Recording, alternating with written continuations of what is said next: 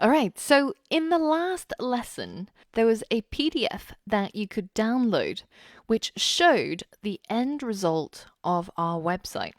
And it shows how things would be laid out, what is the rough spacing between each of the elements, and how everything should look and feel. Now, I've also specified the hex codes for the colors that I'm using here, and I also showed you how you can go about getting hold of this button code. Now, in this lesson, I'm going to show you how I implemented this, adding in the rest of the CSS code that we need to achieve this look.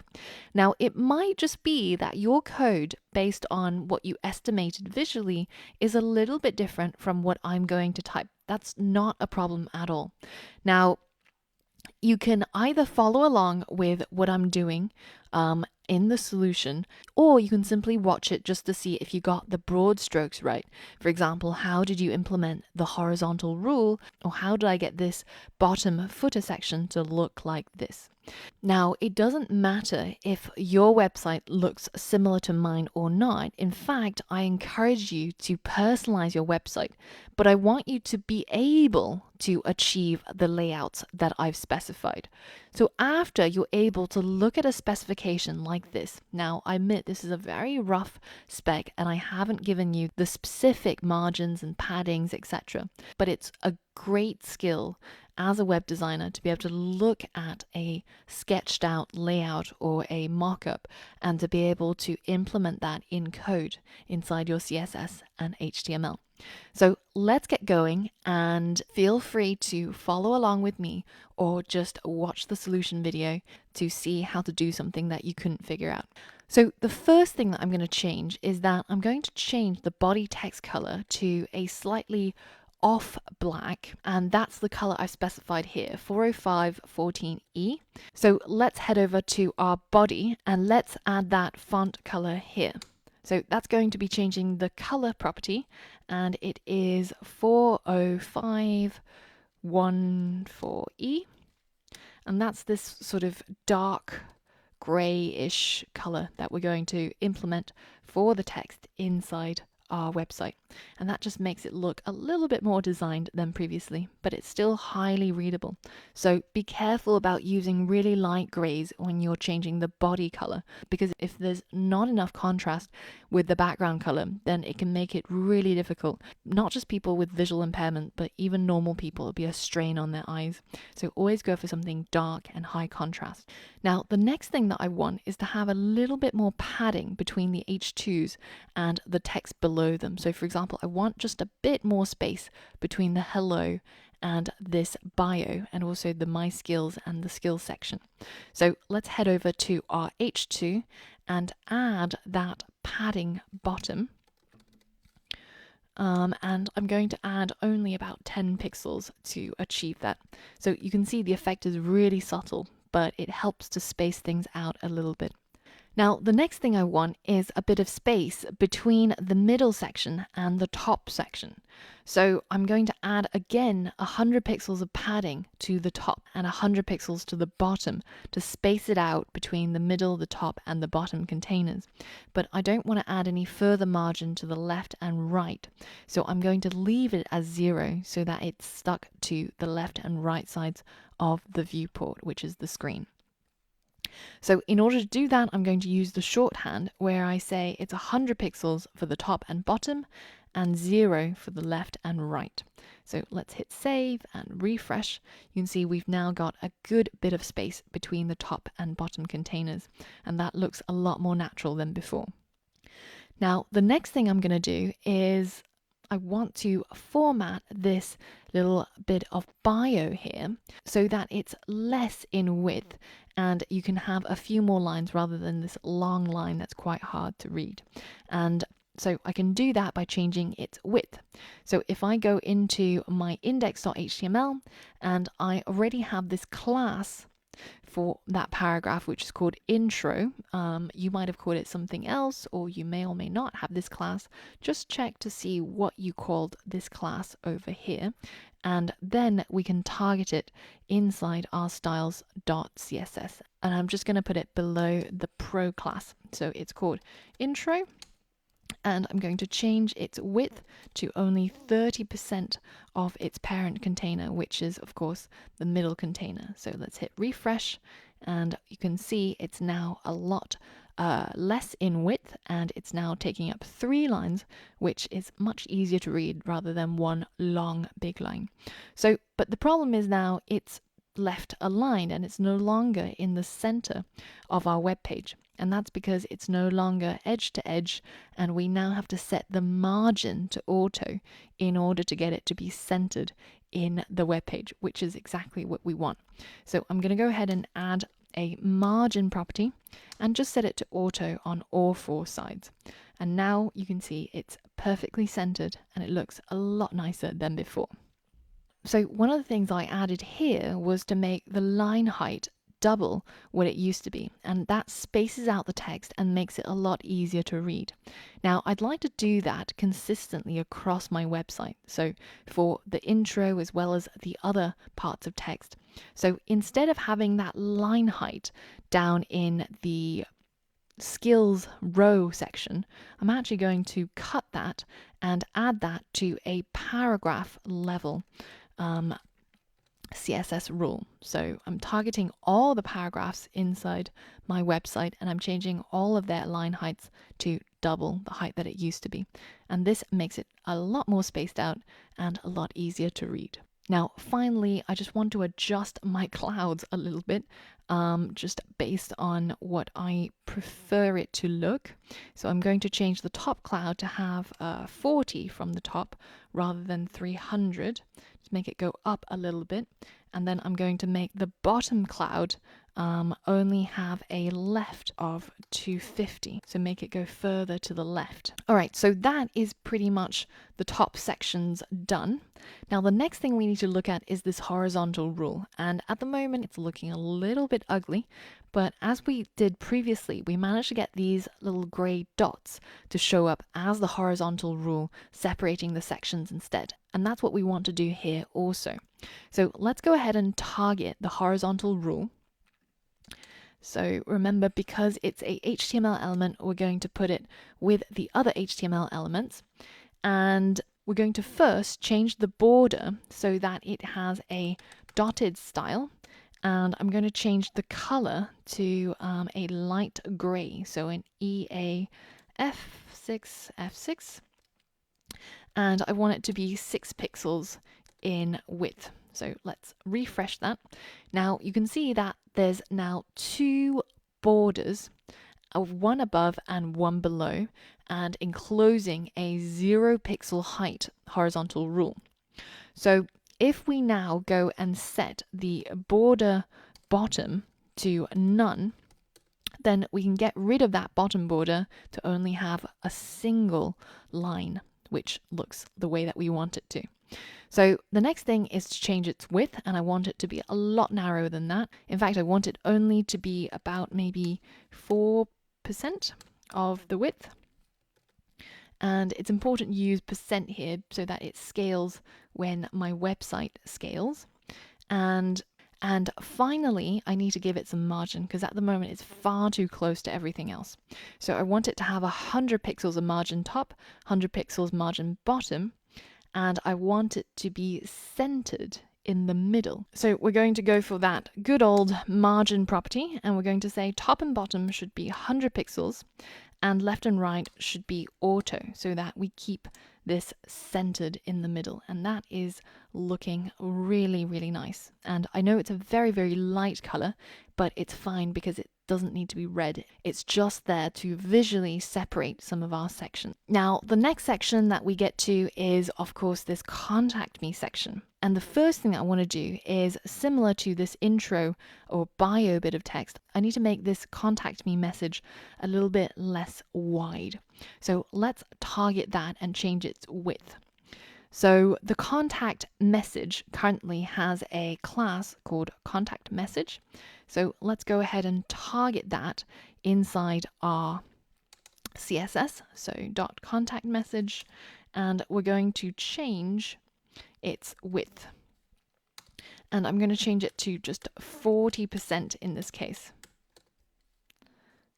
and that will make it go onto 2 lines, but it will also make it go to the left. So let's change the margin so that we have 40 pixels from the top and 40 pixels from the bottom, but the left and right should be auto. Now, the shorthand way of specifying that is by using the 3-element circle rule. So that's 40 pixels from the top, auto for the left and right, and 60 pixels for the bottom. Again, if that confuses you at all, make sure you take a look at the MDN developer docs for the margin property. So hit save, and we've now got more margin here than here, and it's also spaced so that it's automatically centered in the middle. Now, the final thing in this section is, of course, changing that contact me button from this horrible, ugly looking thing to something that looks a little bit more like a real button. And as we mentioned in the challenge, we're going to use the CSS button generator website.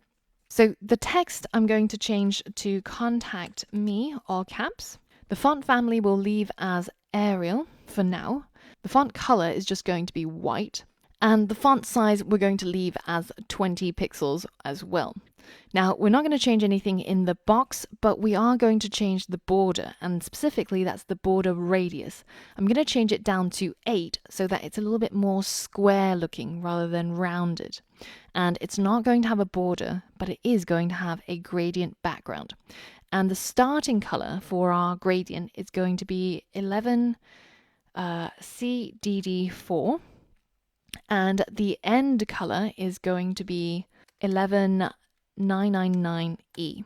And for our hover or rollover state, we're going to start the gradient at 30E3CB, and we're going to end at 2BC4AD.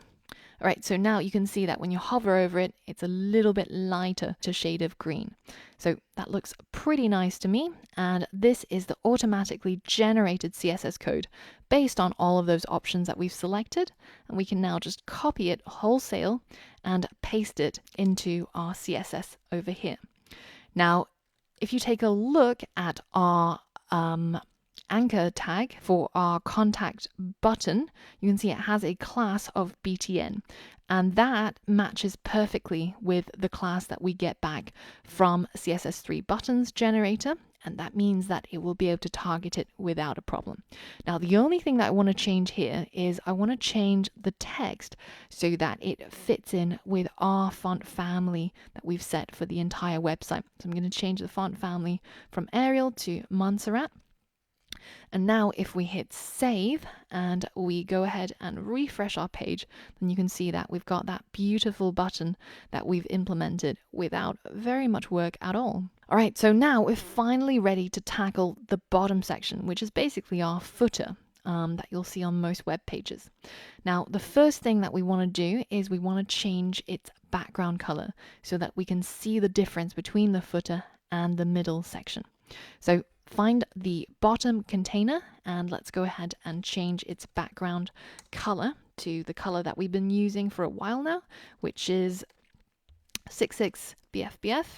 And let's hit save and refresh. You can see we've now got this bottom section highlighted and separated from the rest of the content. Now, why is there this gap between the bottom of our page and the bottom of our footer? Well, the reason, if you inspect, is that you can scroll it all the way up to the top, and if you hover over that paragraph for the last copyright message, you can see that it's got a pretty large margin, 16 from the top and 16 from the bottom. And remember, that came automatically from the user agent style sheet, which comes from the browser, and that's 1 EM top and 1 EM bottom. So we have to either get rid of that padding, or we can pad out our footer a little bit more and make it a little bit taller so that it encompasses that padding for the paragraph tag. I'll show you what I mean.